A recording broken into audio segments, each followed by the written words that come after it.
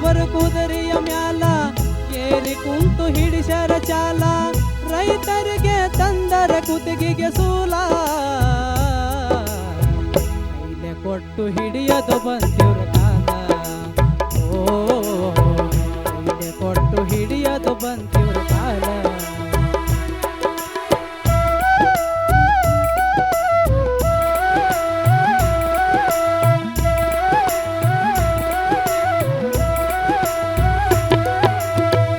ಕೂಲಿಯವರು ಒಂದೇ ಕೂಲ ಮಾತಾಡಕೊಂಡು ಕೆತ್ತತರ ಹುಲ್ಲ, ಕೂಲಿಯವರು ಒಂದೇ ಕೂಲ ಮಾತಾಡಕೊಂಡು ಕೆತ್ತತರ ಹುಲ್ಲ, ಹಿಂದ ಮುಂದ ಹೋಗಂಗಿಲ್ಲ ಮುಂದ ಹೋದವ್ರಿಗೆ ಹೊಡಿತಾರ ಕಲ್ಲ, ಹಿಂದ ಮುಂದ ಹೋಗಂಗಿಲ್ಲ ಮುಂದ ಹೋದವ್ರಿಗೆ ಹೊಡಿತಾರ ಕಲ್ಲ, ಗುತ್ತ ಏನು ಟರಸಿ ನಮ ಕೊಟ್ಟಿಲ್ಲ,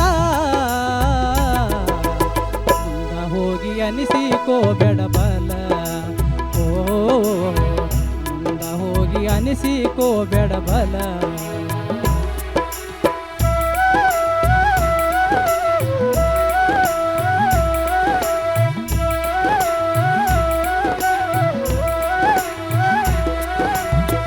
ಹರಿಗೆ ಬಿತ್ತಿ ಮಾಡ್ಯಾನು ಹೊಲ ರಾಶಿ ಮಾಡಿ ತುಂಬ್ಯಾನು ಚೀಲ, ಹರಿಗೆ ಬಿತ್ತಿ ಮಾಡ್ಯಾನು ಹೊಲ ರಾಶಿ ಮಾಡಿ ತುಂಬ್ಯಾನ ಚೀಲ, ಬೆಳೆ ಮ್ಯಾಲ ತೆಗೆದನ ಸಾಲ ಅಡತಿಗಿ ಹಚ್ಚಾನ ಮಾಲ, ಬೆಳೆ ಮ್ಯಾಲ ತೆಗೆದನ ಸಾಲ ಅಡತಿಗಿ ಹಚ್ಚಾನ ಮಾಲ, ಬಡ್ಡಿ ಗಂಟ ಮುರಿದು ಕೊಟ್ಟರ ಖಾಲಿ ಚೀಲ, ಅಡತಿಯವರು ಕುಂತರ ಗಾದಿಯ ಮ್ಯಾಲ. ಓ ಅಡತಿಯವರು ಕುಂತರ ಗಾದಿಯ ಮ್ಯಾಲ.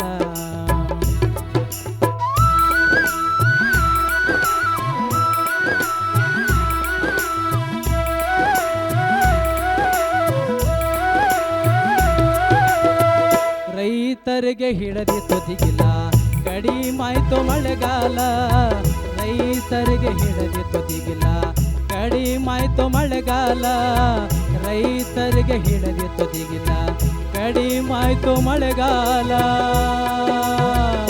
ಕಡಿಮಾಯ್ತು ಮಳೆಗಾಲ.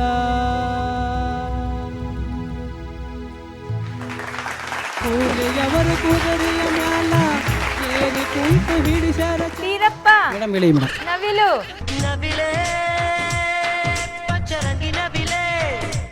ಎಂತ ನವಿಲಿಗೆ ವಯಸ್ಸಾಯ್ತು ಸ್ವಲ್ಪ ಇವತ್ತು? ಹೌದು ಮೇಡಮ್, ಸ್ವಲ್ಪ ವಯಸ್ಸಾಯ್ತು ಮೇಡಮ್. ಸ್ವಲ್ಪ ವಯಸ್ಸಾಗಿದೆ ನವಿಲ್ಗೆ ಇವತ್ತು. Okay Archana ma'am. ಇದ್ದಕ್ಕಿದ್ದಂಗೆ ಪೀರಪ್ಪಂಗೆ ಒಂದು 20 ವರ್ಷ ಜಾಸ್ತಿ ಆಗೋಯ್ತು. ಹೌದು, ಯಾಕೆ ಪೀರಪ್ಪ ಹಿಂಗಾಯ್ತು? ಬೇಗ ಗೊತ್ತಾಗ್ತದೆ. ರೈತರು ಕಷ್ಟಪಟ್ಟು ಪಾಪ ಸಂದೇಶವನ್ನ ಇವರ ವೇಷಭೂಷಣದ ಮೂಲಕನೂ ತೋರಿಸ್ತಾ ಇದ್ದಾರೆ. ಪಾಪ ಅವ್ರ ಬಿಸಿಲಲ್ಲೇ ದಿನ ಬಸವಳಿದು ಬೆಂಡಾಗಿ ಕೆಲಸ ಮಾಡಿ ಹೊಲದಲ್ಲೇ ಸುಸ್ತಾಗಿ ಹೋಗಿರ್ತಾರಲ್ಲ. ನಿಜ. ನಮ್ಮ ಹೊಟ್ಟೆ ತುಂಬ್ಸಕ್ಕೆ ಹೋಗಿ ಅವ್ರ ಕೂದಲೆಲ್ಲ ಬೆಳಗಾಗಿ ಹೋಗಿರುತ್ತೆ. ಪೀರಪ್ಪ ಮೇಡಮ್ ಹೇಳಿ ಮೇಡಮ್. ನೀಟಾಗಿ ಹಾಡಿದ್ರಿ, ಥ್ಯಾಂಕ್ ಯು ಮೇಡಮ್. ಆದರೆ ಇನ್ನೂ ಏನಾದರೂ ಬೇಕು. Okay madam. ಆಯಿತಾ? ಇದು ಒಂಥರ ಏರಿಳಿತವಿಲ್ಲದಿರೋ ಹಾಡು ಅಂತ ನನಗನ್ನಿಸ್ತು. Okay madam. ಒಳ್ಳೆ ಮೆಸೇಜ್ ಇದೆ. ಸೊ ಇವತ್ತು ಸ್ವಲ್ಪ ಡಲ್ ಅನ್ನಿಸ್ತು ಪರ್ಫಾರ್ಮೆನ್ಸು.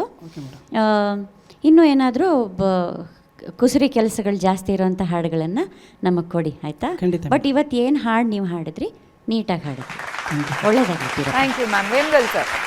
ಇದು ದೊಡ್ಡ ದಣಿಗಳು ಮತ್ತು ರೈತರ ಮಧ್ಯೆ ಇರ್ತಕ್ಕಂಥ ಒಂದಿದ್ದು ಸಾಲ ಕೊಟ್ಟು ಶೂಲ ಹಾಕಿಸ್ಕೊಳ್ಳೋ ರೀತಿ ರೈತರಿಗೆ ಒಂದು ಒಳ್ಳೆಯ ಸಂದೇಶ ಕೊಟ್ಟಿದ್ರಿ ಈ ಹಾಡು ಮುಖಾಂತರ.